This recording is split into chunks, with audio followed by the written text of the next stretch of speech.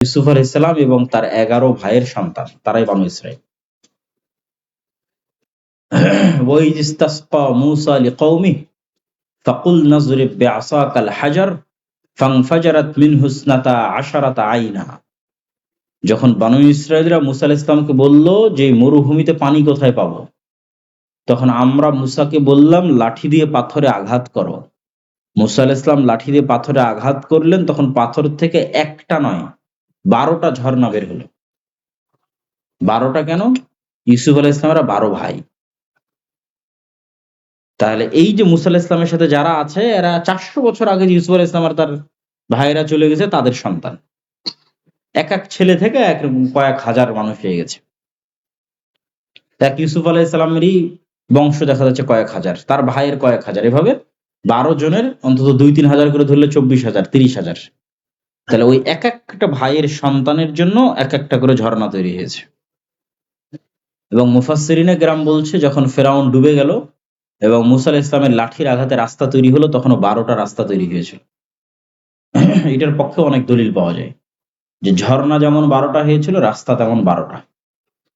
তো বুঝানোর উদ্দেশ্য হচ্ছে এরা নবীর সন্তান কিন্তু গোলাম হয়ে গেছিল, ফেরাউনের গোলাম। এবং এইরকম নিকৃষ্ট ভয়াবহ গোলামি পৃথিবীতে আর অতীতে কোনোদিন যায়নি, পরেও এখন পর্যন্ত আর আসেনি। ইউযাব্বিহুনা আবনাকুম ওয়া ইস্তাহইয়ুনা নিসাআকুম ওয়া ফি যালিকুম বালাউম মির রাব্বিকুম আযীম। স্মরণ করো সেই দিনের কথা যেই দিন ফেরাউন তোমাদের ছেলে সন্তানদের জবাই করত এবং মেয়ে সন্তানদের বাঁচিয়ে রাখতো। এরকম ভয়াবহ জুলম, ভয়াবহ গোলামি পৃথিবীতে আগেও কোনোদিন আসেনি, পরেও আসেনি। তা আমরা বলছি উম্মতে মুহাম্মাদের সমস্যা হচ্ছে এখন তারা গোলামির জীবন যাপন করছে। উম্মতে মুহাম্মাদের গোলামির জীবন শুরু হয়েছে কোথায় থেকে? ইউরোপীয় উপনিবেশ হচ্ছে মুসলমানদের গোলামি। তাহলে আমরা বাংলাদেশিরা যদি গণনা করি যে আমরা কতদিন থেকে গোলাম, ভারত, পাকিস্তান, বাংলাদেশি, তাহলে আমরা গোলাম হচ্ছে 1757 থেকে।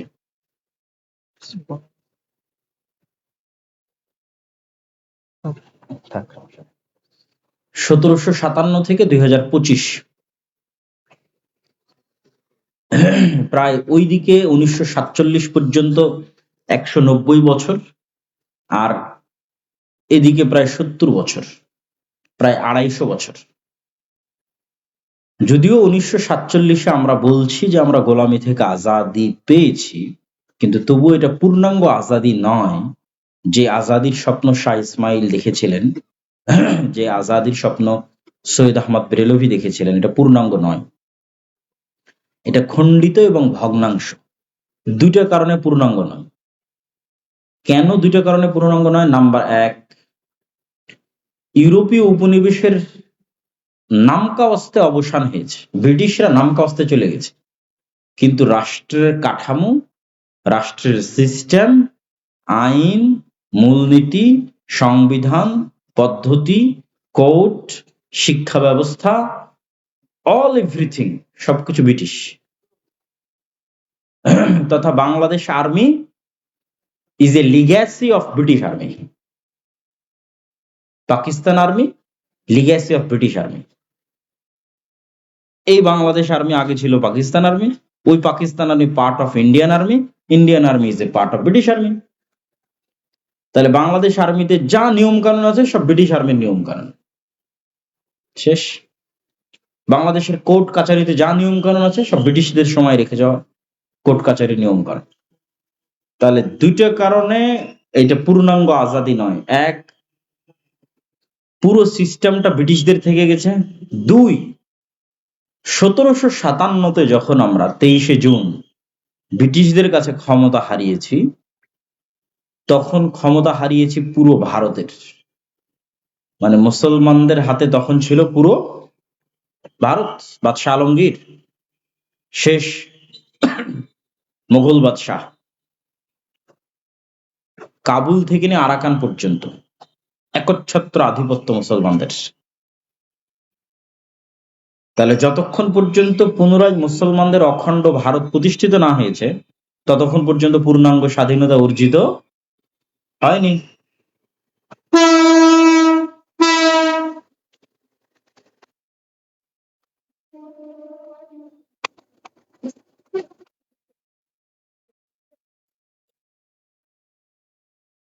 দুইটা কারণে আমাদের স্বাধীনতা পূর্ণাঙ্গ নয়। এক, সিস্টেম ব্রিটিশদের।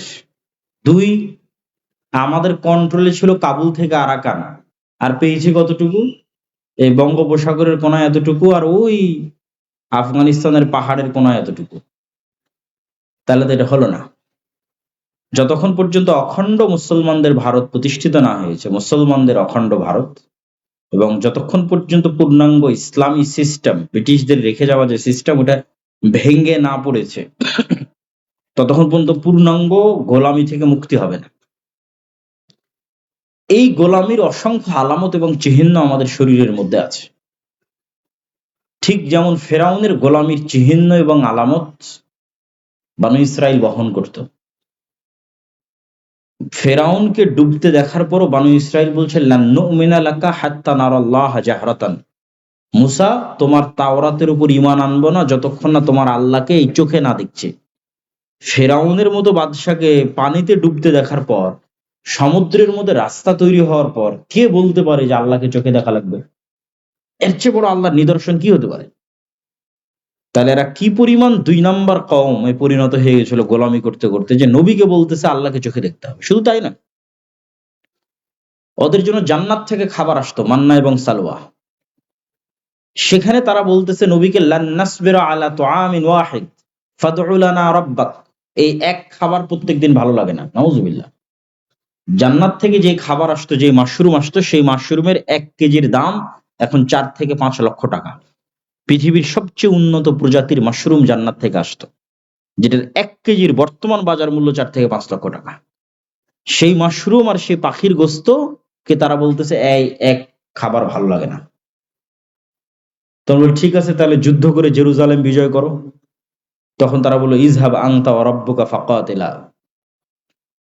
মুসা, তুমি আর তোমার আল্লাহ গিয়ে যুদ্ধ করো, আমরা পারবো না।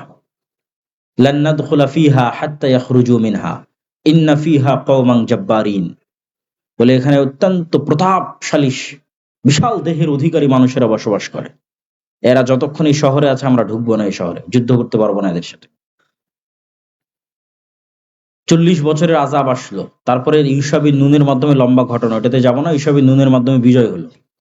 তো জেরুজালেম যখন বিজয় হলো, তখন আল্লাহ আদেশ দিল, দেখো এত তোমাদের ধোঁকাবাজির পর, এত ২ নাম্বারি করার পর, তারপরও তোমাদের আমি ক্ষমা করে দিলাম।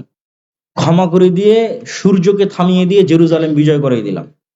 এখন অন্তত আল্লাহর শুকরিয়া স্বরূপ এই জেরুজালেমে প্রবেশের সময় মাথা নত করে প্রবেশ করো, সিজদা অবস্থায় প্রবেশ করো, আর মুখে বলো হিত্তাতুন। হিব্রু ভাষায় হিত্তাতুন মানে আস্তাগফিরুল্লাহ। মুখে বলতে থাকো আস্তাগফিরুল্লাহ, আর নত মাথায় প্রবেশ করো। মুহাম্মদ সাল্লাল্লাহু আলাইহি ওয়াসাল্লাম যেদিন মক্কা বিজয় করবেন, ওই দিন উনি প্ল্যান করে, পরিকল্পনা করে, মক্কার অলিগলি ওনার চেনা।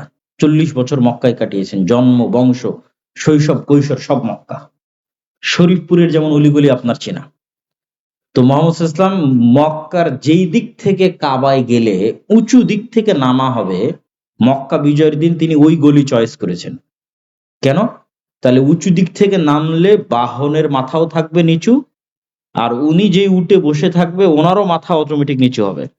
নিচু হতে হতে ওনার মাথা একদম সামনের যে বাহনের যে রাহাল থাকে ওইটাতে লেগে গেছে, আর উনি মুখে আল্লাহ সুবহানাহু ওয়া তাআলার তাসবিহ পাঠ করতেছে। কেন এই আদেশ জেরুজালেম বিজয়ের সময় বানু ইসরাইলকে দেওয়া হয়েছিল। তো বানু ইসরাইল কি করেছিল?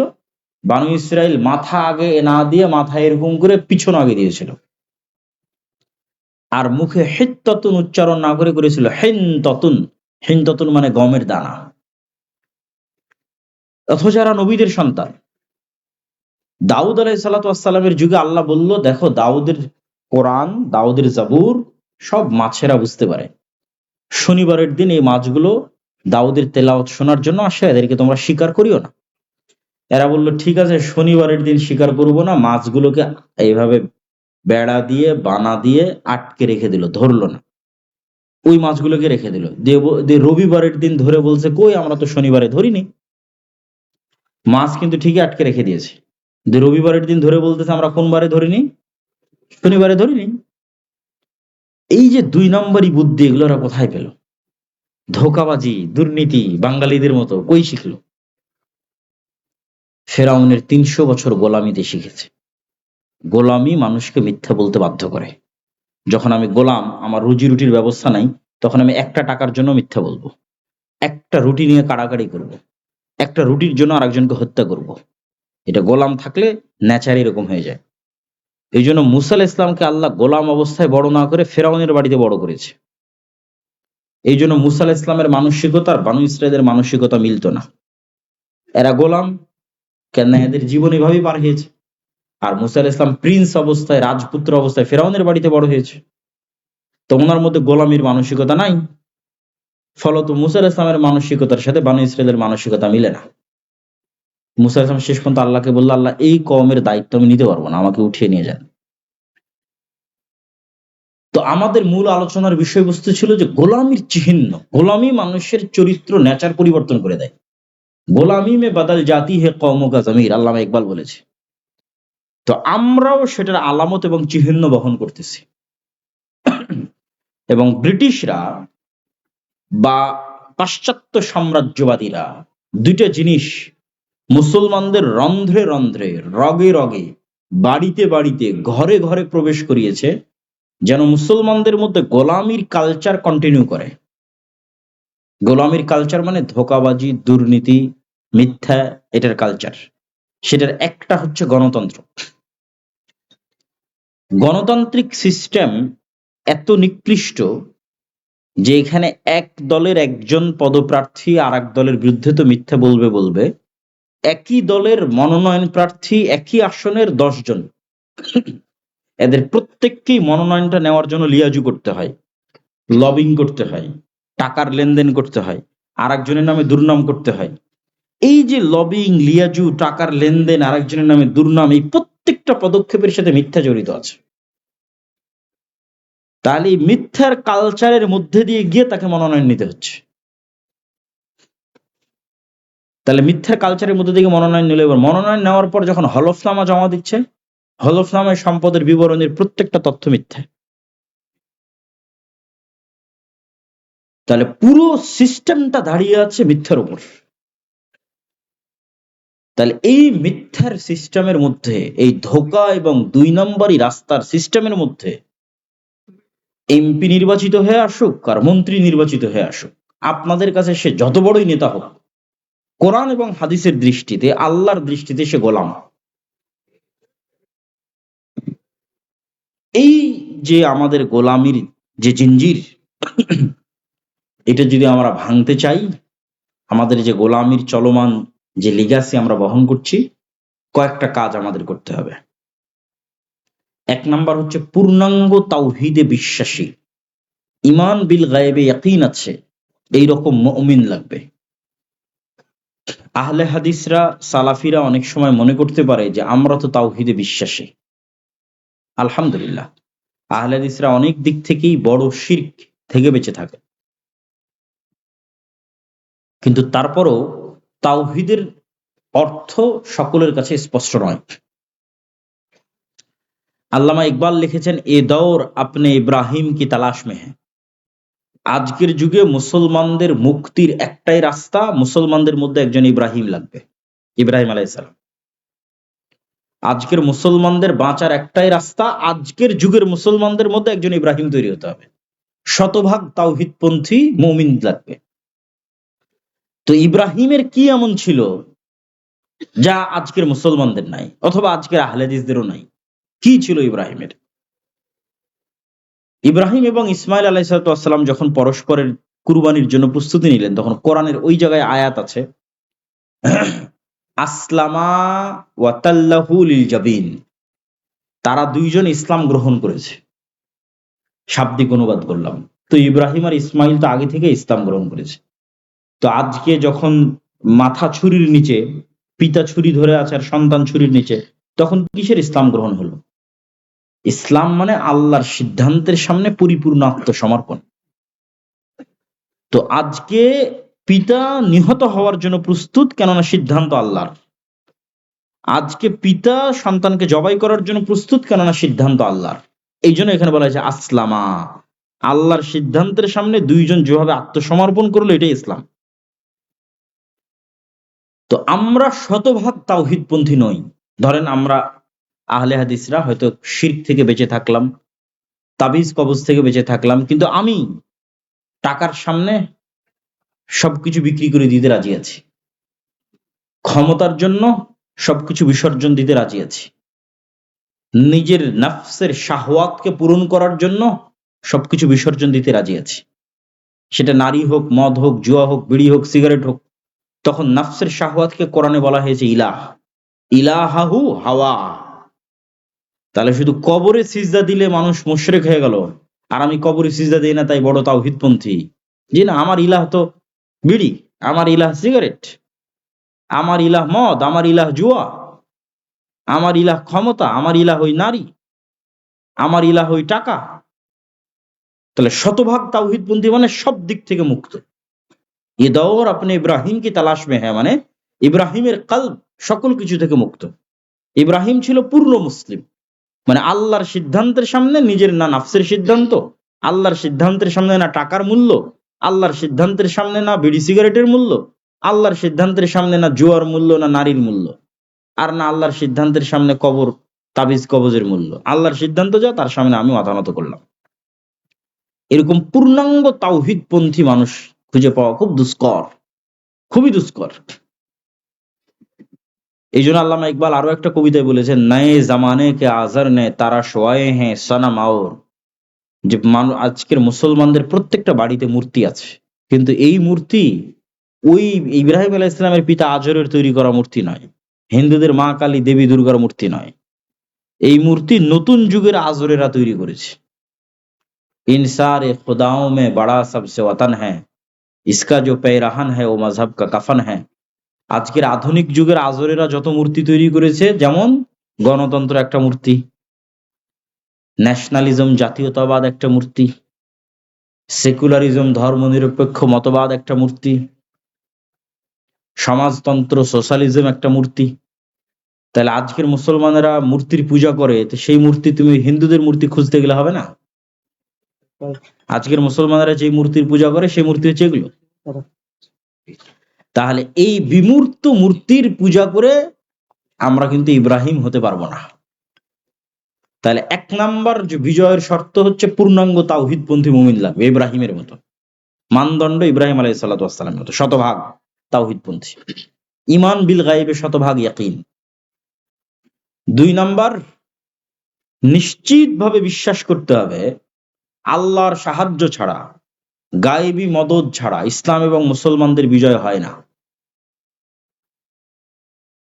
আর আল্লাহর সাহায্য এবং গায়েবী মদদ নিশ্চিত করতে হবে আমি কেমনে পাবো?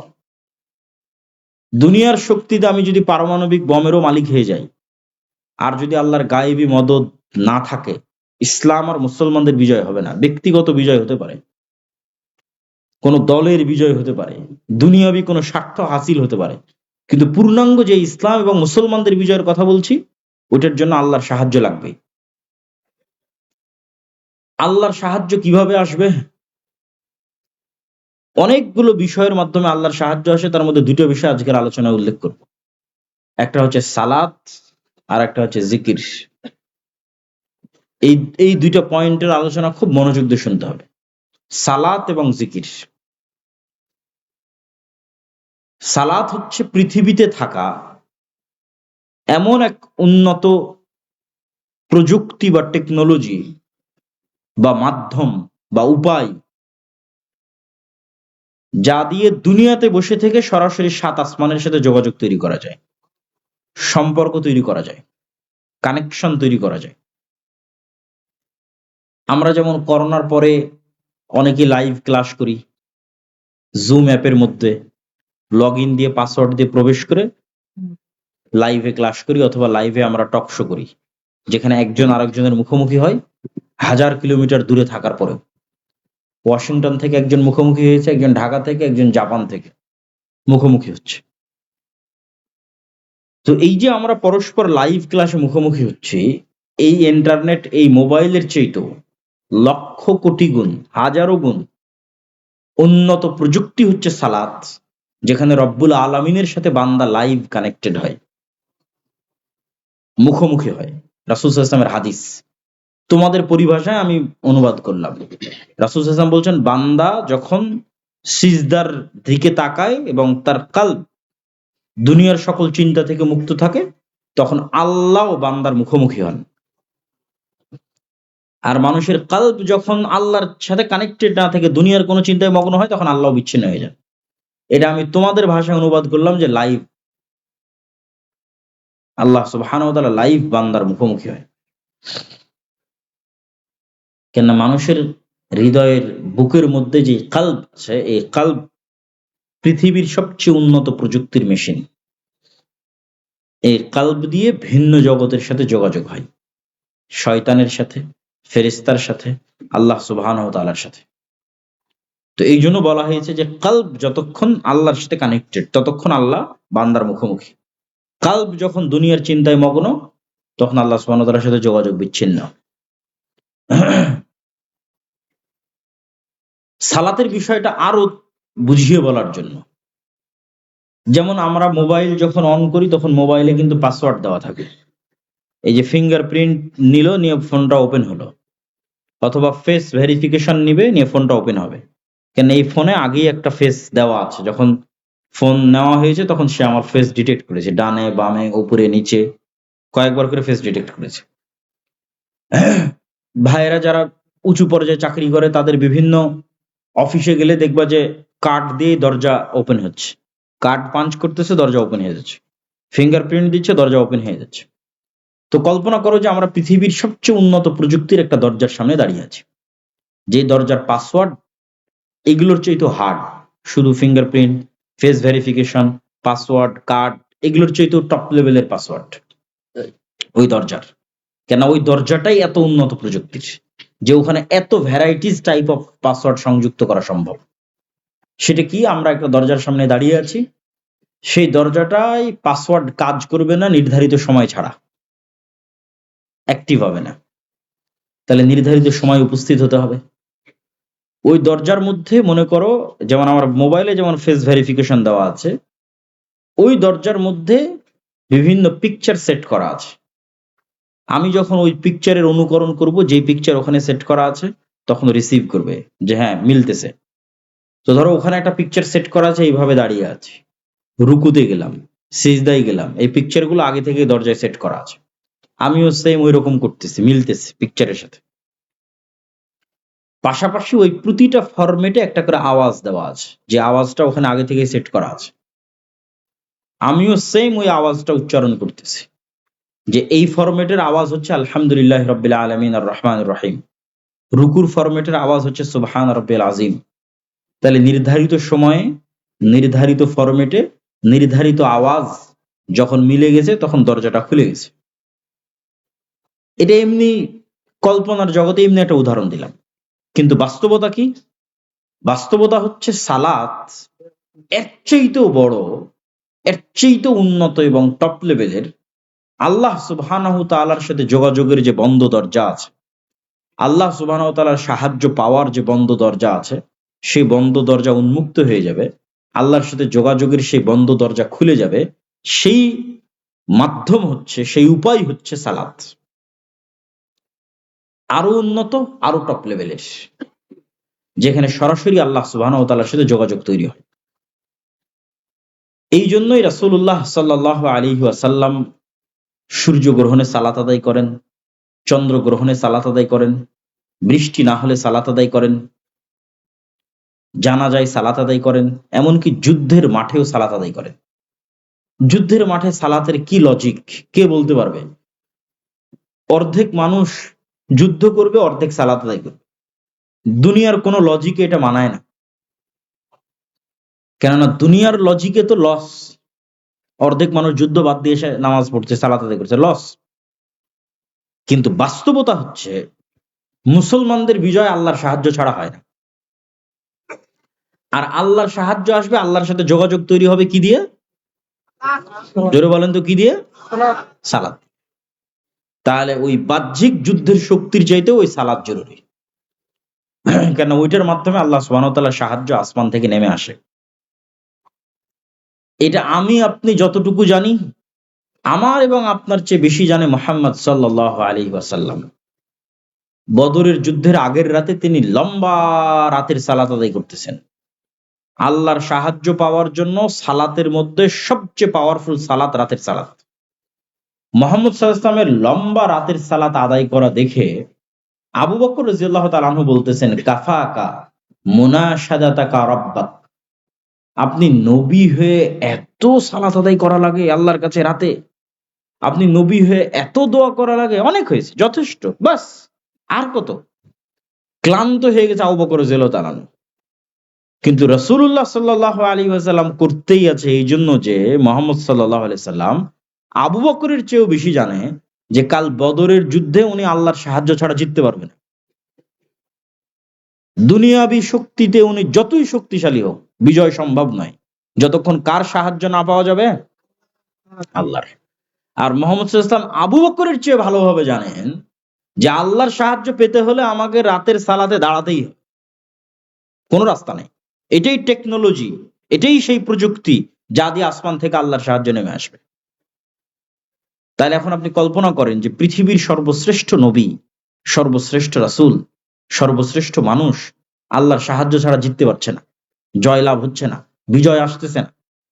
আর পৃথিবীর সর্বশ্রেষ্ঠ মানুষ আল্লাহর সাহায্য পাওয়ার জন্য 5 ওয়াক্ত সালাত তো অনেক পরে আছেই, 5 ওয়াক্ত সালাতের পরেও দীর্ঘ সময় যাবৎ রাতে উঠে সালাত আদায় করতে হচ্ছে, আল্লাহর সাহায্য নিবে তাই, অথচ উনি নবী, সর্বশ্রেষ্ঠ মানুষ, সর্বশ্রেষ্ঠ রাসূল। আর আমরা শরীফপুর জামালপুরের মানুষ 5 ওয়াক্ত সালাত আদায় না করেই শুধু ভোট দিয়ে আর মিছিল দিয়ে ইসলাম বিজয় হয়ে যাবে, হবে নাকি? সম্ভব নয়। সালাতে যে নাই ও আল্লাহর গন্তির মধ্যেই নাই, আল্লাহর গণনার মধ্যেই নাই, কাউন্টের মধ্যেই নাই।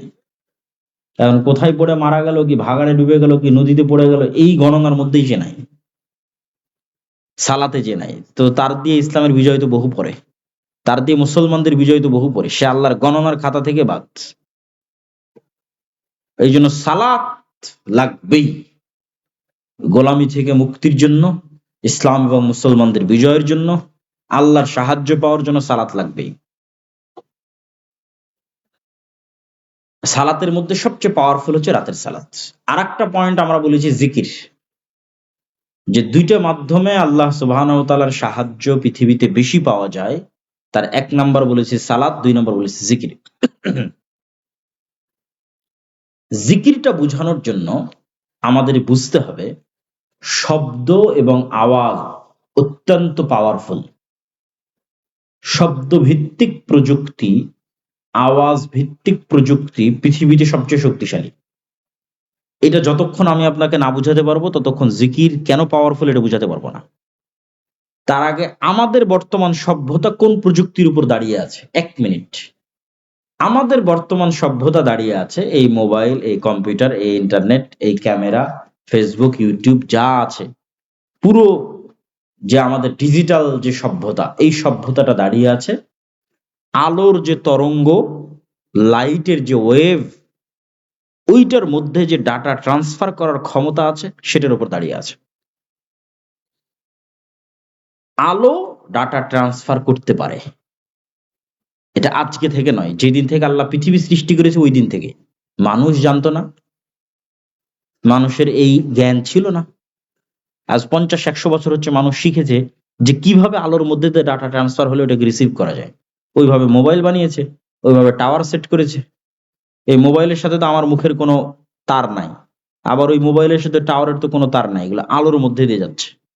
আমার কথাটা আলোর মধ্যে দিয়ে, ওই মোবাইলের মধ্যে দিয়ে আমেরিকাতে লাইভ প্রচার হচ্ছে, এখান থেকে আলোর মধ্যে দিয়ে আমেরিকাতে যাচ্ছে, আলোর গতির সাথে, এবং আমার ভিডিওটাও।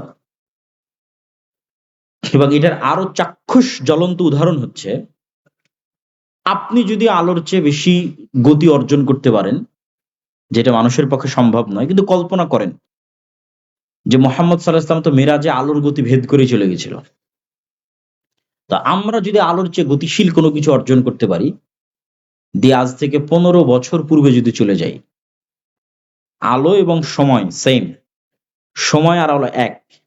15 বছর আগে এই পৃথিবীতে, এই শরীফপুর, এই জামালপুরে যে সময়টা অতিক্রম হয়েছে, ওর সাথে একটা আলো অতিক্রম করেছে, ওর সাথে একটা লাইটও অতিক্রম করেছে। লাইট এবং সময় একই সাথে চলমান। তো আমি যদি আলোর গতিতে 15 বছর আগে চলে যাই, দিয়ে ওখানে গিয়ে যদি একটা মেশিন সেট করি, তাহলে 15 বছর আগে এই শরীফপুরে, জামালপুরে কে কি বলেছে, কে কি করেছে সব শোনা যাবে লাইভ, এবং সব দেখা যাবে লাইভ। বদরের যুদ্ধ লাইভ দেখা সম্ভব। শুধু বদরের যুদ্ধের সময় যে আলো ক্রস করেছে, এটার বয়স 1500 বছর। ওই 1500 বছর আলো এখন যত দূর আছে মহাকাশে, ওখানে গিয়ে ধরতে হবে। ওখানে গিয়ে ধরলে লাইভ দেখা যাবে, রাসূল সাল্লাল্লাহু আলাইহি ওয়াসাল্লামের আওয়াজ, সাউন্ড লাইভ শোনা যাবে, হাদিস এবং যুদ্ধ লাইভ দেখা যাবে। এই জন্য মানুষের কোনো কিছু হারায় না, আমরা যা করছি কিচ্ছু হারায় না, সব আলোর মধ্যে আছে। তাহলে মানুষই তো মানুষের হিসাব নিতে পারবে, আল্লাহর হিসাব নেওয়া তো বহু পরে। আল্লাহ সুবহানাহু ওয়া তাআলা তো এগুলোর কোনোটারই মুখাপেক্ষী নন, কিন্তু তারপর আমাদের জ্ঞান দিয়ে আমরা যতটুকু অর্জন করেছি সেটাতে আমরাই আমাদের হাতে ধরা। তো আধুনিক সভ্যতা দাঁড়িয়ে আছে এই আলো কেন্দ্রিক, এই লাইট কেন্দ্রিক, তরঙ্গ ওয়েভ কেন্দ্রিক প্রযুক্তির উপর। আর আমি এমন একটা প্রযুক্তির কথা বলছি যেটা শব্দ কেন্দ্রিক, আওয়াজ ভিত্তিক, আওয়াজ কেন্দ্রিক। এইটার কিছু জ্ঞান আল্লাহ সুলাইমান আলাইহিস সালাতু ওয়াস সালামকে দিয়েছিলেন। ওয়ামা উতিতু মিনাল ইলমি ইল্লা কালিলা। পিঁপড়া কি বলছে সেটা বোঝা, এবং আমি কোন কোন ধরনের আওয়াজ বের করলে পিঁপড়া বুঝবে। যেমন আমি কিন্তু এখন একটা আওয়াজই বের করতেছি, এটা বাংলায়।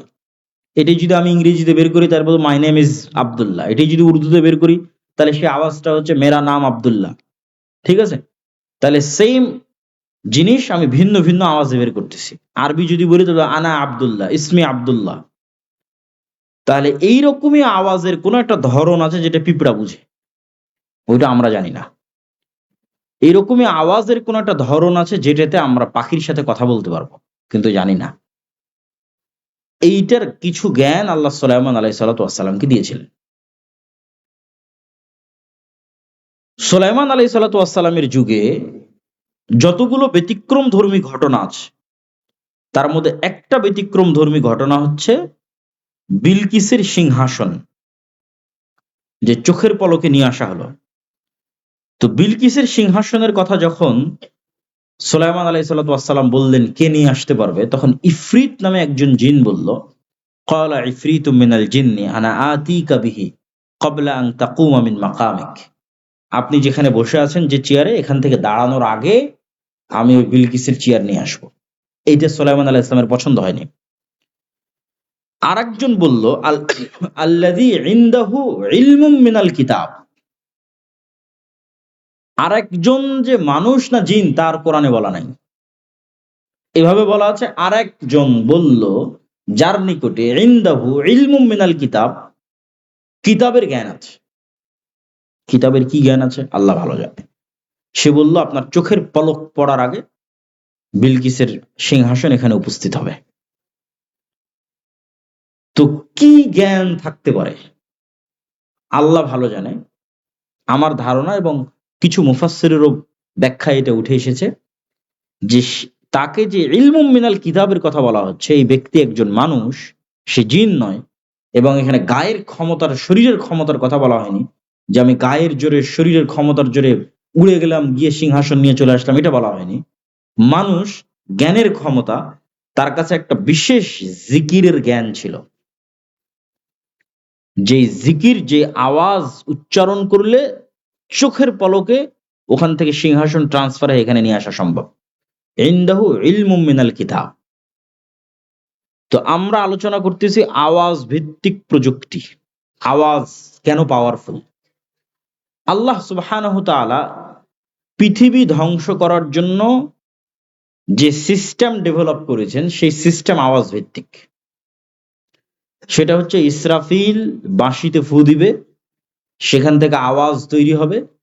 এই আওয়াজে আসমান, জমিন, গ্রহ, নক্ষত্র, সূর্য সব ভেঙে চূর্ণ বিচূর্ণ হয়ে যাবে আওয়াজ। ঠিক পুনরুত্থানের জন্য আল্লাহ যে সিস্টেম তৈরি করেছেন, যে পৃথিবীর সব মানুষ, সব জিন, সব ফেরেশতা মৃত্যুবরণ করে শেষ, কুল্লু মান আলাইহা ফান ওয়া ইয়াবকা ওয়াজহু রাব্বিকা যুল জালালি ওয়াল ইকরাম। মালাকুল মউত, জিবরাইল সব মারা গেছে, কেউ নাই। তারপরে আল্লাহ পুনরুত্থান ঘটাতে চান, তখন পুনরায় ইসরাফিলকে তৈরি করে ইসরাফিলকে বাঁশিতে ফু দিতে বলা হবে, এবং ইসরাফিলের বাঁশির ফুয়ের আওয়াজে পৃথিবীর সব মানুষ যারা মারা গেছে আদম থেকে কিয়ামত পর্যন্ত সব কবর থেকে উঠতে থাকবে উলঙ্গ অবস্থায় খালি পায়ে এবং হাসরের দিকে যাত্রা শুরু করবে। আওয়াজ কেন পাওয়ারফুল, কেন শক্তিশালী, তার শেষ দলিল আল্লাহ সুবহানাহু ওয়া তাআলা কোরআন মাজিদে বলেন, ইউসাব্বিহু লিল্লাহি মা ফিস সামাওয়াতি ওয়া মা ফিল আরজ। এই আসমান এবং জমিন এবং তার মধ্যে যা কিছু আছে, জীব জন্তু, জড়বস্তু, জড় পদার্থ, কীট পতঙ্গ, পঙ্গপাল, এই চেয়ার, এই জামা কাপড়, এই প্যান্ডেল, আপনাদের গায়ে যার যত জামা আছে, মোবাইল, ক্যামেরা, যা আছে, ওই আউর, পোয়াল, ধুলিকণা, বালিকণা, জুতা, স্যান্ডেল, সব 24 ঘন্টা আল্লাহর তাসবিহ পাঠ করতেছে। বলেন আল্লাহু আকবার। তাহলে 24 ঘন্টা তারা আওয়াজ তৈরি করতেছে, আওয়াজ বের হচ্ছে, এই চেয়ার থেকে আওয়াজ বের হচ্ছে, এই কাপড় থেকে আওয়াজ বের হচ্ছে। শুনতে পাই না কেন? পিঁপড়া যে চলে আর আওয়াজ শুনতে পান? তো পিঁপড়া চললে আওয়াজ হয় না? আওয়াজ হয়। তো পিঁপড়া চলার আওয়াজ যেমন শুনতে পান না, তেমন এই কাপড় যে তাসবিহ পাঠ করতেছে এখান থেকে যে আওয়াজ বের হচ্ছে এটা শুনতে পান।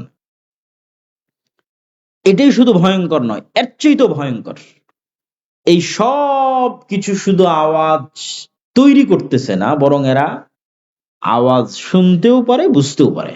সেটার দলিল রাসূলুল্লাহ সাল্লাল্লাহু আলাইহি ওয়াসাল্লাম বলছেন, মুয়াজ্জিন যখন আজান দেয় তখন যতদূর পর্যন্ত মুয়াজ্জিনের আওয়াজ যায় ততদূর পর্যন্ত জীব জন্তু, জড়বস্তু, জড় পদার্থ, কীট পতঙ্গ, পঙ্গপাল, এরা সব ওই তাসবিহ, ওই জিকির বুঝে এবং কিয়ামতের মাঠে ওই তাসবিহ, ওই জিকির, ওই আজানের পক্ষে সাক্ষী দিবে। তাহলে এই চেয়ার সুবহানাল্লাহ বলতেছে, আবার আমি যে সুবহানাল্লাহ বলতেছি এই সুবহানাল্লাহ বুঝতেছে। এজন্য আওয়াজ বা জিকির মোস্ট পাওয়ারফুল, সবচেয়ে পাওয়ারফুল।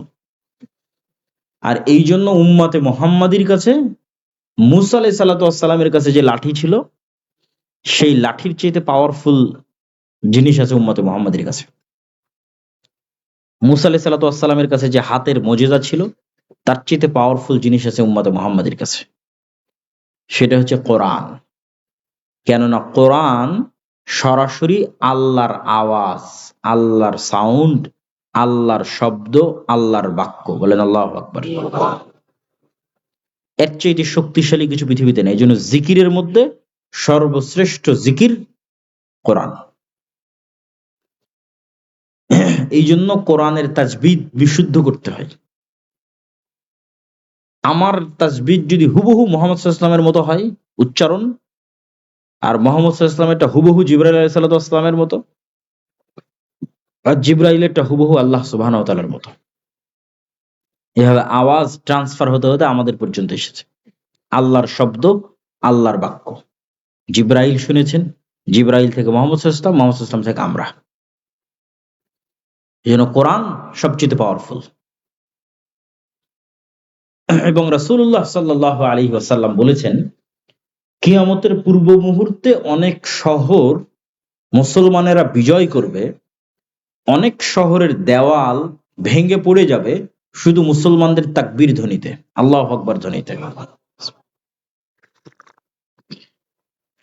মানে শুধু আওয়াজ দিয়ে। আল্লাহ শর্ত দিয়েছে, ওয়ালা তানিয়া ফি যিকরি, যা দিয়েছি সব অ্যাক্টিভ থাকবে। যদি তোমার কালব, যদি মুসার কালব সালাতের মাধ্যমে এবং জিকিরের মাধ্যমে আল্লাহর সাথে কানেক্টেড থাকে, তাহলে যা যা দেওয়া আছে সব অ্যাক্টিভ থাকবে। এখন মুসা আলাইহিস সালামের কালব সালাত এবং জিকিরের মাধ্যমে আল্লাহর সাথে কানেক্টেড, তখন মুসা আলাইহিস সালাম লাঠি ছাড়লে সাপও হবে, মুসা আলাইহিস সালাম লাঠি দিয়ে আঘাত করলে সমুদ্রের মধ্যে রাস্তাও তৈরি হবে। এলে জিকির, জিকির এবং সালাতে নাই, আল্লাহ সুবহানাহু ওয়া তাআলার খাতাতেও নাই, আল্লাহ সুবহানাহু ওয়া তাআলার গণনাতেও নাই। জাকারিয়া আলাইহিস সালাতু ওয়াস সালাম, কুল্লামা দাখালা আলাইহা জাকারিয়াল মিহরাব ওয়াজাদা ইনদাহা রিজকা ক্বালা ইয়া মারইয়াম আন্না লাকি হাযা ক্বালা, আল্লাহর কাছে দোয়া করছেন, আল্লাহ এরকম যদি আমারও একটা সৎ সন্তান থাকতো। তো আল্লাহ ফেরেশতাদের মাধ্যমে জাকারিয়া আলাইহিস সালাতু ওয়াস সালামকে সুসংবাদ দিলেন যে তোমার সন্তান হবে। আল্লাহ সেই সন্তানের নাম রেখে দিয়েছে ইয়াহইয়া, আল্লাহ নাম রেখেছে। এখন এত বড় সুসংবাদ পাওয়ার পর জাকারিয়া আলাইহিস সালাতু ওয়াস সালামের নিজেরই আর বিশ্বাস হয় না। কেন? ওনার অবস্থা উনি ভালো জানে। ওনার দাড়ি, ওনার চুল, ওনার শরীরের সক্ষমতা, ওনার স্ত্রীর বন্ধ্যাত্ব সব উনি জানে। তাহলে উনি বলল আর আল্লাহ বলল দিয়ে দিব, বলল আর হয়ে গেল, ওনার আর বিশ্বাস হয় না। তো উনি আল্লাহ সুবহানাহু ওয়া তাআলাকে বলছেন, আল্লাহ আলামত বলেন, চিহ্ন বলেন, যাতে বিশ্বাস করতে পারি আসলেই আমার সন্তান হবে। তখন আল্লাহ বলছেন, তোমার আলামত এবং চিহ্ন হচ্ছে সকাল সন্ধ্যার জিকির। সকাল সন্ধ্যার জিকিরে সব অসম্ভব সম্ভব হয়ে যাবে। সব অসম্ভব। সন্ধ্যা মানে মাগরিবের পরে নয়, আসরের পর থেকে সূর্য ডোবার পূর্ব পর্যন্ত। বুকরাতাও ওয়া আসীলা বিল আশিয়্যি ওয়াল ইবকার ক্বাবলা তুলুইশ শামসি ওয়া ক্বাবলাল গুরুব। এগুলো কোরআনের আয়াত। সকাল সন্ধ্যায় জিকিরের বিষয়ে আল্লাহ সুবহানাহু ওয়া তাআলার আদেশ। আর সকাল মানে ফজরের পর থেকে নিয়ে সূর্য ওঠা পর্যন্ত। এবং জিকির কেন শ্রেষ্ঠ? সব ইবাদত জিকির, এমনকি সালাতও জিকির। এই যে ছেলেরা, তোমরা কোথায় যাচ্ছ? আমরা তো আমরা আসছি চিটাগাং থেকে, যাব রাজশাহী। তা আমাদেরই তো কষ্ট বেশি, আমাদেরই তাড়া আছে যে বক্তব্য দ্রুত শেষ করতে হবে। অতএব বক্তব্যের মধ্যে উঠাচলা করিও না, আর অল্প সময়ের মধ্যে বক্তব্য শেষ করব। বক্তব্যের মধ্যে উঠাচলা করলে বিরক্ত হয়, বিরক্ত বোধ হয়। তো সকল ইবাদতই জিকির। যেমন সালাত, আল্লাহ সুবহানাহু ওয়া তাআলা প্যারালাইজড অবস্থায় আছে, আপনার হাত পা কিচ্ছু নড়ে না, তো কিচ্ছু নড়া লাগবে না। আল্লাহকে স্মরণ করার জন্য আবার কি নড়া লাগে? আল্লাহকে স্মরণ করার জন্য কালব আর ব্রেন ঠিক থাকলেই হয়। উজুর পানি নাই, নাই। তায়াম্মুমের মাটি নাই, নাই। কেবলা চিনেন না, চিনেন না। আবু গারিব কারাগারে কাপড় নাই, উলঙ্গ অবস্থায় আছেন, তো নাই। সালাতের মূল উদ্দেশ্য কি? আল্লাহ বলছেন আকিমিস সালাত লিযিকরি। সালাতের মূল উদ্দেশ্য হচ্ছে তোমার কালবকে দিনে রাতে 24 ঘন্টায় অন্তত 5 বার আল্লাহকে স্মরণ করতে হবে। তো স্মরণ করতে তোমার কিচ্ছু লাগবে না। তাহলে কি দিয়ে তুমি বলবা যে, কোন অজুহাত দিয়ে তুমি বলবা যে আমি সালাত আদায় করবো না? কোনো অজুহাতই নাই। যতক্ষণ জ্ঞান আছে ততক্ষণ সালাত আছে, যতক্ষণ সজাগ আছে ততক্ষণ সালাত আছে। তাতে যদি সব বাদ যায়, সব বাদ যাক, কোনো সমস্যা নেই। কেবলা বাদ গেছে জানি না, অজু করার জায়গা নাই, তায়াম্মুম করার জায়গা নাই, কাপড় অপবিত্র, পবিত্র করার কাপড় নাই, সব কোনো দরকার নাই, কোনো কিছুর দরকার নেই। যেটা যেটা পারতেছো না সব বাদ, কিন্তু সালাত চলবে। কেন? সালাতের মূল উদ্দেশ্য হচ্ছে তোমার কালবকে দিনে রাতে 5 বার আল্লাহকে স্মরণ করতে হবে। আকিমিস সালাত লিযিকরি। এই জন্য সালাতের কোনো মাফ নাই, অন্তত 5 ওয়াক্ত সালাতের কোনো মাফ নাই। কেন? কোনো অজুহাত নাই মাফ দেওয়ার। এটা ছাড়া যে আল্লাহ আমি অজ্ঞান ছিলাম, এটা ছাড়া যে আল্লাহ আমি মারা গেছি, এটা ছাড়া যে আল্লাহ আমি পাগল হয়ে গেছি, এটা ছাড়া যে আল্লাহ আমি ঘুমন্ত ছিলাম, আর কোনো অজুহাত নাই। কালব ঠিক আছে, ব্রেন ঠিক আছে, সালাত চলবে। যে অবস্থায় থাকো চলতে হবে সালাত। এটাই সালাতের মূল উদ্দেশ্য। আকিমিস সালাত লিযিকরি। এই জন্য সালাতের শুরু থেকে নিয়ে শেষ পর্যন্ত জিকিরই বেশি আছে, দোয়া কম আছে। আজান জিকির, ইকামাত জিকির। আল্লাহু আকবার বলে সালাত শুরু হলো, এই আল্লাহু আকবার জিকির। সূরা ফাতিহা পড়লাম, কোরআনের অন্য একটা সূরা পড়লাম, এটা সর্বশ্রেষ্ঠ জিকির। কেন? এটা আল্লাহর বাণী। সামি আল্লাহু লিমান হামিদা বলে রব্বানা লাকাল হামদ বললাম, আল্লাহর প্রশংসা করলাম, এটা জিকির। এখানেও দোয়া নাই। আল্লাহু আকবার বলে রুকুতে গেলাম, সুবহান রাব্বিয়াল আযীম, ওটাও জিকির, তাসবিহ, ওখানেও দোয়া নাই। আল্লাহু আকবার বলে সিজদায় গেলাম, সুবহান রাব্বিয়াল আলা, ওখানেও জিকির, আল্লাহর তাসবিহ, দোয়া নাই। দোয়া একদম সালাম ফেরার পূর্ব মুহূর্তে আছে। বাকি পুরো সালাত জিকিরের বিভিন্ন পার্ট দিয়ে পূর্ণ করা আছে। জিকিরের বিভিন্ন পার্ট, দাঁড়ানো অবস্থায় কোরআন তেলাওয়াতের জিকির, রুকু এবং সিজদা অবস্থায় তাসবিহের জিকির, আর একদম সালাম ফেরানোর পূর্বে দোয়া। তো আমরা বলছিলাম দুটো জিনিস দিয়ে আল্লাহর সাহায্য পাওয়া যায়, সালাত এবং জিকির। রাতের সালাত এবং সকাল সন্ধ্যার জিকির। এবং জিকির কেন পাওয়ারফুল? আওয়াজ কেন পাওয়ারফুল? সাউন্ড কেন পাওয়ারফুল? সেটা আমরা বিস্তারিত তুলে ধরেছি। ওইটা যে একবার বুঝবে তার জন্য এটা বোঝা সহজ হবে যে জিকির কেন পাওয়ারফুল, কেন আল্লাহ বললেন সুবহানাল্লাযী সাখখারা লানা হাযা ওয়া মা কুন্না লাহু মুকরিনিন। বিমানে উঠছি আর বলছি এই বিমানকে আল্লাহ আমার অধীনস্থ করেছে। কেমনে সম্ভব? এই জিনিসগুলো যে গভীরভাবে স্টাডি করবে সে বুঝবে যে এটা কেমনে সম্ভব। কেন ওই বিমানের তেলও আল্লাহর খনি থেকে বের হয়ে এসেছে। ওই বিমান যে ভূমণ্ডল, যে আবহাওয়া, যেই এতে উঠতেছে সেখানে ভারসাম্য রক্ষা আল্লাহ সুবহানাহু ওয়া তাআলা করতেছে। বিমানের যতগুলো পার্টস তৈরি হয়েছে, ধরেন ব্যাটারি, ওই ব্যাটারি যে পদার্থ দিয়ে তৈরি হয়েছে এটা মানুষ তৈরি করতে পারবে না। ওটা ওই আফ্রিকার নির্ধারিত কিছু দেশ আছে সেখানকার খনিজ থেকে বের হয়। তাহলে কোন একটা পার্টস মানুষ নিজে শূন্য থেকে বের করতে পারবে না। সব আল্লাহর বিভিন্ন জিনিসকে ব্যবহার করে রিফাইন করে করে এক জায়গায় একত্রিত করা হয়েছে। তাহলে এই প্রত্যেকটা জিনিস আল্লাহ তাসবিহ পাঠ করতেছে। ওই তেল যখন খনিতে ছিল তখনও তাসবিহ পাঠ করেছে, এখন বিমানে এসে যুক্ত হয়েছে তখনও তাসবিহ পাঠ করতেছে। এই গাছ যখন, এই চেয়ার যখন গাছে ছিল তখনও তাসবিহ পাঠ করেছে, এখন কেটে চেয়ার বানানো হয়েছে এখনো তাসবিহ পাঠ করতেছে। ওই গদিতে, বিমানের গদিতে যে তুলা আছে ওই তুলা যখন গাছে ছিল তখনও তাসবিহ পাঠ করতেছে, ওখানেও তাসবিহ পাঠ করতেছে। এগুলো সব আল্লাহর নিয়ন্ত্রণে। এবং আমিও যে তাসবিহ পাঠ করতেছি সেগুলো ওরা বুঝে। এই পর্বের আলোচনা শেষ। এবার দুনিয়ার কিছু কথা বলি। দুনিয়ার কিছু কাজ শুধু গায়েবের কাজ দিয়ে বিজয় হয় না, দুনিয়াতেও কিছু করা লাগে। তো দুনিয়ার কিছু কাজ যেটাতে মুসলমানদের করতে হবে, তার তিনটা কাজ সংক্ষেপে সংক্ষেপে বলবো, সময় যেহেতু অনেক অল্প। ১ নাম্বার জ্ঞান ও শিক্ষা। আল্লাহ কিছু মূলনীতির উপর পৃথিবীকে তৈরি করেছে, কিছু সেট আপ, কিছু ডেভেলপমেন্ট, কিছু রুলস, কিছু মূলনীতি যেটা আল্লাহ ভাঙ্গেন না। যেমন আগুন জ্বালিয়ে দিবে, ছুরি কাটবে, এগুলো আল্লাহরই মূলনীতি। বিজ্ঞানের যত, ফিজিক্সের যত মূলনীতি আছে সব আল্লাহ দিয়ে রেখেছে পৃথিবীর মধ্যে আগে থেকে। যত মূলনীতি আছে ফিজিক্সের, এগুলো আল্লাহ ভাঙ্গেন না, খুব কম। একমাত্র ইব্রাহিমের ক্ষেত্রে আগুনকে বলেছে জ্বালায় না, কিন্তু আসহাবুল উখদুদ সূরা বুরুজ পুরোই জ্বালিয়ে দিয়েছে। তরবারি দিয়ে আল্লাহ নবীকে হত্যা করে দেওয়া হয়েছে। আল্লাহ তরবারিকে বলেনি এটা নবীর চাচা, হত্যা করিও না, কাটিও না, না কাটে গেছে। বদর, হুদ, খন্দক অসংখ্য সাহাবী শহীদ হয়েছে।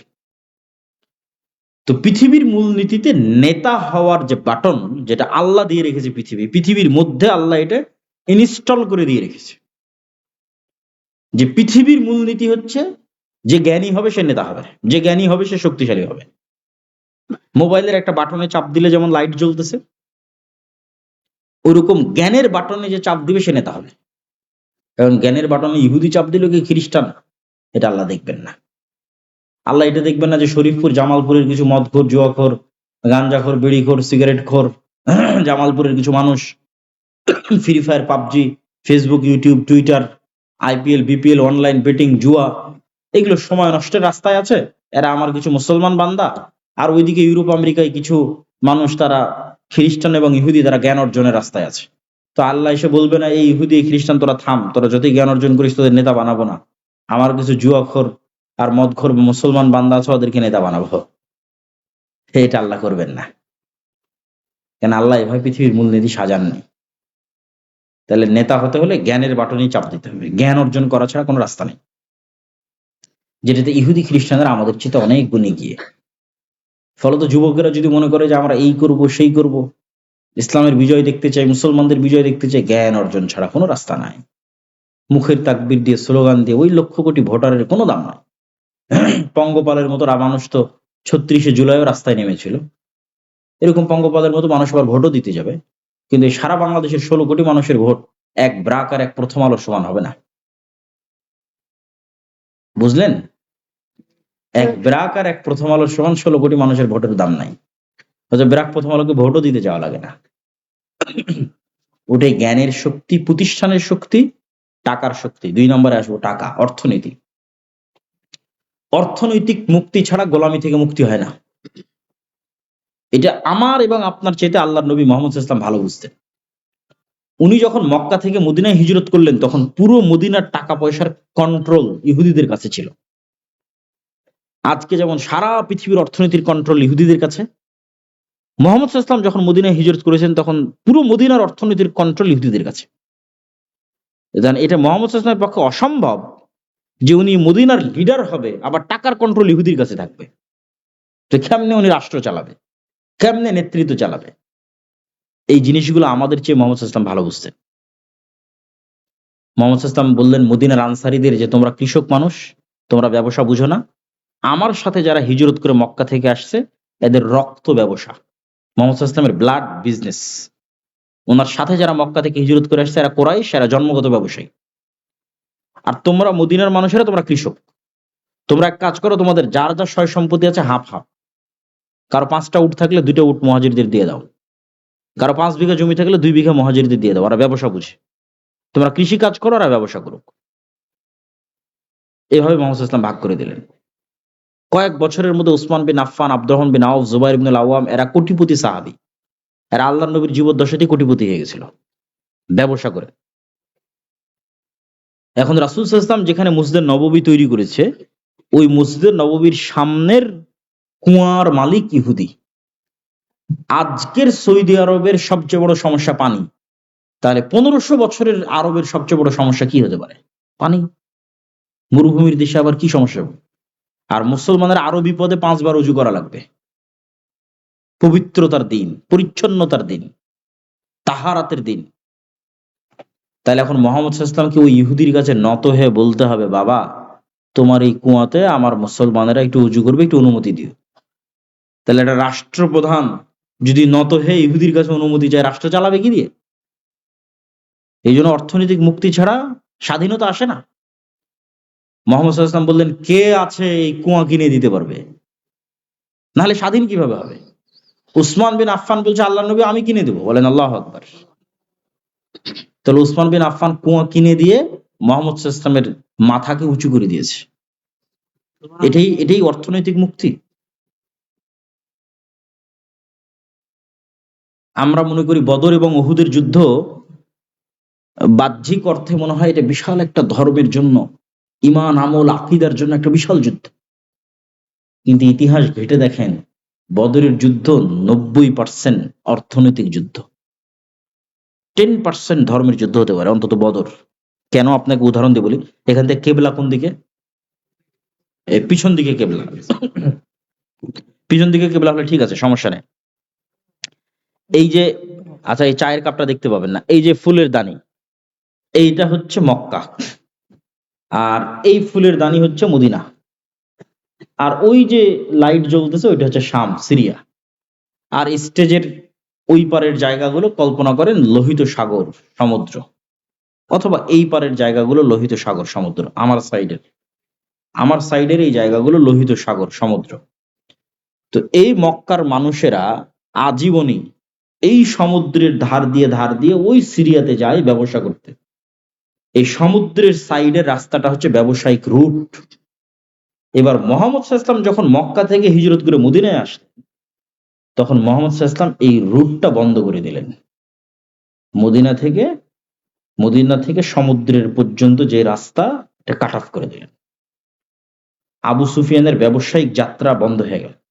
মাথা নষ্ট মক্কার মানুষের, যে মদিনায় যদি মোহাম্মদ পাওয়ারফুল হয়, এই রাস্তা যদি মোহাম্মদ সাল্লাল্লাহু আলাইহি ওয়াসাল্লাম বন্ধ করে দেয়, আমরা ব্যবসা করবো কি, খাবো কি? এই জন্য যাদের বদরের মাঠ দেখার সুযোগ হয়েছে তারা দেখবেন বদরের মাঠ মদিনায় নয়, এই যে এটা সমুদ্র, সমুদ্রের পাশে বদরের মাঠ। কেন? যুদ্ধটা হয়েছে ব্যবসায়িক রুট বন্ধ করা এবং খোলা নিয়ে, ব্যবসা টিকিয়ে রাখা এবং না রাখা নিয়ে, টাকার যুদ্ধ, অর্থনীতির যুদ্ধ। মোহাম্মদ সাল্লাল্লাহু আলাইহি ওয়াসাল্লাম টপ লেভেলের অর্থনীতিবিদ ছিলেন, যে মক্কাকে যতটা অর্থনৈতিকভাবে উনি দমন করতে পারবেন, ততটা মদিনা অর্থনৈতিকভাবে শক্তিশালী হবে। এবং এই কারণে আবু জাহাল এবং আবু সুফিয়ান প্রথম যুদ্ধ বদর তারা ভয় পেয়ে গেছে। উম্মতে মোহাম্মদী ব্যবসায়ী জাতি। উম্মতে মোহাম্মদীকে চাকরি করা শিখিয়েছে ঔপনিবেশিকরা। এই যে ব্রিটিশদের গোলামির একটা চিত্র এবং আলামত আমাদের মধ্যে আছে, সেটা হচ্ছে আমরা এই চিন্তা নিয়ে বড় হই যে আমাদের চাকরি করতে হবে। কিন্তু মুসলমানেরা জন্মগতভাবে মোহাম্মদ সাল্লাল্লাহু আলাইহি ওয়াসাল্লামের আশেপাশে যারা ছিল, এবং মোহাম্মদ সাল্লাল্লাহু আলাইহি ওয়াসাল্লামের আশেপাশে যারা সাহাবী ছিল এবং পরবর্তী মুসলমানেরা, এরা ছিল ব্যবসায়ী জাতি। এরা ব্যবসার মাধ্যমে ইসলামকে নিয়ে গেছে। ওই Malaysia, Brunei, Indonesia, Chittagong, Kerala, সব বিজনেস, রুট বিজনেস, তার সাথে ইসলাম। এই জন্য আল্লামা ইকবাল বলেছে, নাহি মাকাম কি খুগর তবিয়তে আজাদ, হাওয়ায়ে সাইরে মিসালে নসিম পয়দা কর। বলছে নির্ধারিত জায়গা আর নির্ধারিত কাজের মুখাপেক্ষী হয়ে থাকিস না, বরং সকালে প্রবাহিত বাতাসের যেমন কোনো সীমানা নাই, মুসলমানদের তেমন কোনো সীমানা নাই। जिंदा कौमों का अलामत यही है कि बदलती रहती है सुबह शाम उनकी जिंदगी। বলছে জীবিত জাতি ওরাই, মরেনি ওই সম্প্রদায় যাদের সকাল সন্ধ্যা প্রত্যেক দিন পরিবর্তন হয়। তো কাদের সকাল সন্ধ্যা প্রতিদিন পরিবর্তন হয়? একমাত্র মরু যাযাবর, মরু বিদয়ীনদের সকাল সন্ধ্যা প্রতিদিন পরিবর্তন হয়। কিভাবে? আজ এই জায়গাতে আছে, 2 দিন এখানে থাকার পর আবার পরের দিন সকালবেলা ওই তাবু টাবু গুটিয়ে নিয়ে আবার আরেক জায়গার উদ্দেশ্যে সফর করলো। কোথায় আবার একটু ঘাস আছে, কোথায় আবার একটু পানি আছে, সেখানে গিয়ে আবার 2 দিন, ওখান থেকে আবার 2 দিন পর উঠে আবার আর এক জায়গায়। তাহলে প্রতিদিন ওদের সকাল এবং সন্ধ্যা চেঞ্জ হচ্ছে। আমি প্রতিদিন ঘুম থেকে উঠে অফিসে যাচ্ছি, অফিস থেকে বাড়ি, অফিস থেকে বাড়ি, তাহলে আমার প্রতিদিন সকাল এবং সন্ধ্যার রুটিন সেম।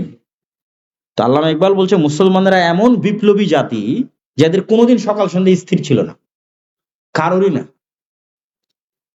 সাহাবীদের যে বিজয় অভিযান শুরু হয়েছিল, এইদিকে ভারত পর্যন্ত, ওইদিকে মরক্কো পার হয়ে স্পেন পর্যন্ত, এইদিকে মধ্য এশিয়া পর্যন্ত, তো প্রতিদিন সকাল সন্ধ্যা পরিবর্তন হতো। 90% সাহাবী নিজ বাড়িতে, নিজ ঘরে, নিজ এলাকায়, নিজ দেশে মারা যায়নি। সব কোন দিকে চলে গেছে, মক্কা মদিনা সব ছাড়িতে দেশ বিদেশ দিক বিদিক, যে যার মতো পেরেছে, কেউ ব্যবসা, কেউ দাওয়াত, কেউ তাদরিস, ছুটে বেরিয়েছে। সকাল সন্ধ্যা প্রতিদিন পরিবর্তন হয়েছে। এটা বিপ্লবী জাতির আলামত, যাদের সকাল সন্ধ্যা প্রতিদিন পরিবর্তন হয়।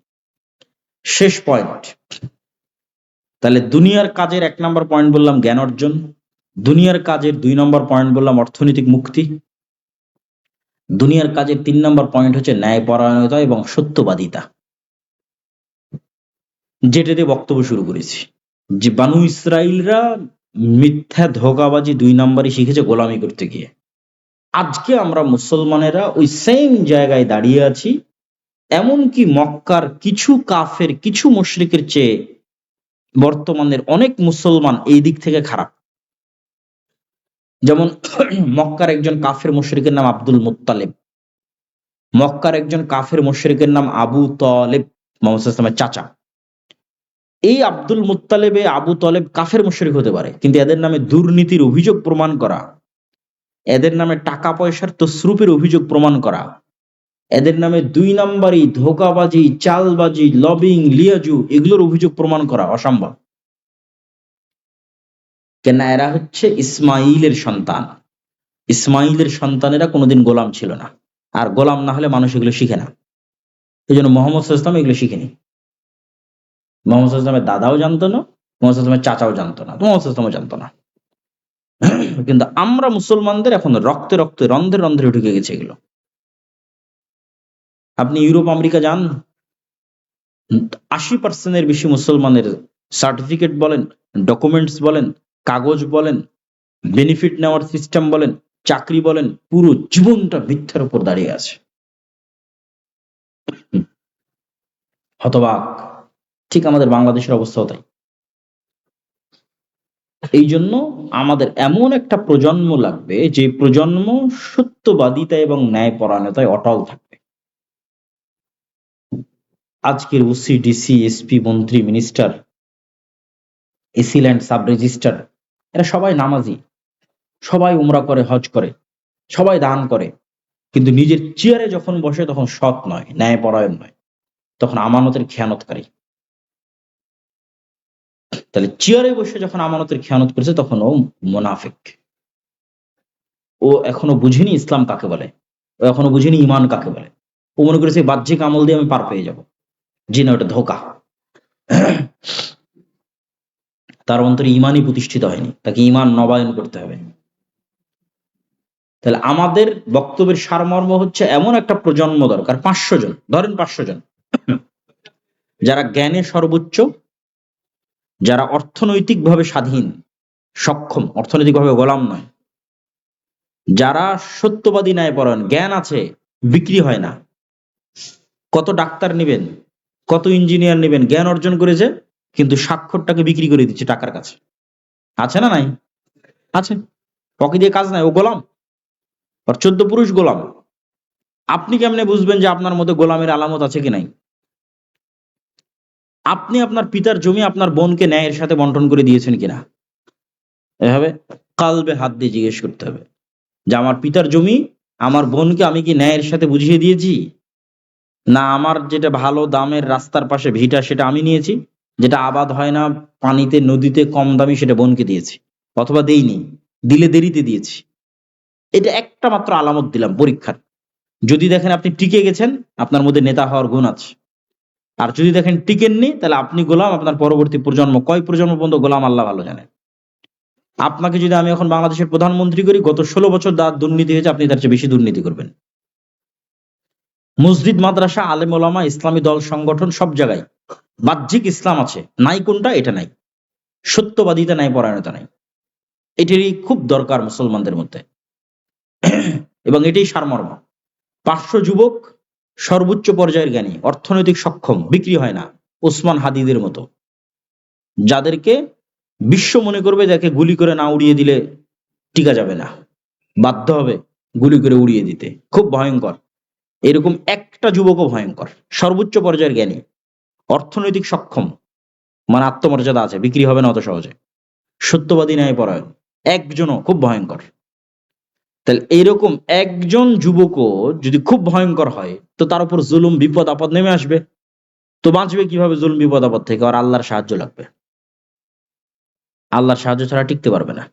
আল্লাহর সাহায্যের জন্য আগের গুলো লাগবে। পূর্ণাঙ্গ তাওহীদ, ঈমান বিল গায়বি ইয়াকিন, 5 ওয়াক্ত সালাত, রাতের সালাত, সকাল সন্ধ্যের জিকির। তাহলে আল্লাহর ফেরেশতার স্পেশাল ফোর্স তাকে গার্ড দিবে, রক্ষা করার জন্য, বাঁচানোর জন্য, সহযোগিতার জন্য, বুদ্ধি দেওয়ার জন্য, ইলহাম করার জন্য।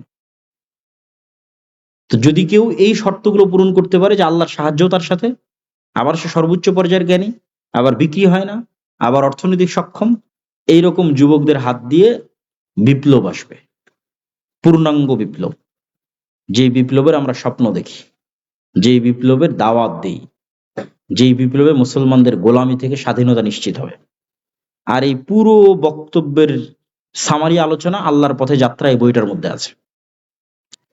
এই বইটা লেখাই হয়েছে মসজিদ, মাদ্রাসা, স্কুল, কলেজ, দাওয়া সেন্টার, লাইব্রেরি, সব জায়গায় 1 কপি করে রেখে অন্তত সপ্তাহে 1 দিন পাঠ চক্র করা।